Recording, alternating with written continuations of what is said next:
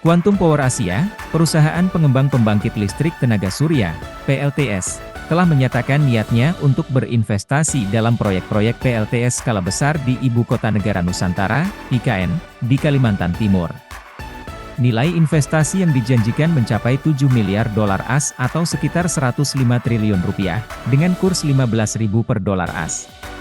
Dalam laporan dari Kompas.com, Simon G. Bell, Managing Director dan CEO Quantum, mengungkapkan kesediaan mereka kepada Menteri Koordinator Bidang Kemaritiman dan Investasi, Luhut Binsar Panjaitan, serta Menteri PUPR, Basuki Hadimulyono, saat kunjungan mereka ke IKN pada 31 Mei 2023.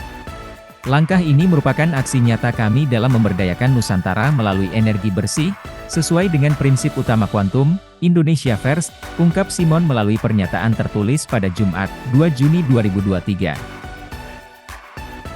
Simon menjelaskan bahwa proyek PLTS skala besar yang akan dilakukan di IKN akan meningkatkan total kapasitas proyek aktif Quantum di Indonesia hingga mencapai 5 gigawatt peak, GWP.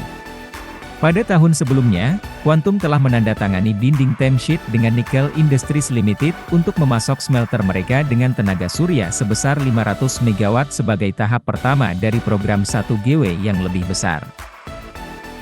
Selain itu, Quantum juga sedang mengembangkan proyek PLTS sebesar 3,5 GWP dengan kapasitas baterai 12 GWh yang akan dibangun di Indonesia dengan investasi sebesar 6 miliar dolar AS.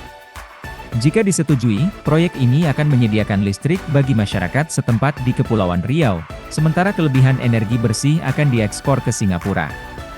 Sebagai bagian tak terpisahkan dari proyek ini, Quantum dan mitra usaha patungan mereka, IBFOK, tengah mempersiapkan pembangunan pabrik manufaktur panel solar fotovoltaik, PV, surya dengan kapasitas 1 GW di Indonesia yang memenuhi persyaratan tingkat kandungan dalam negeri, TKDN.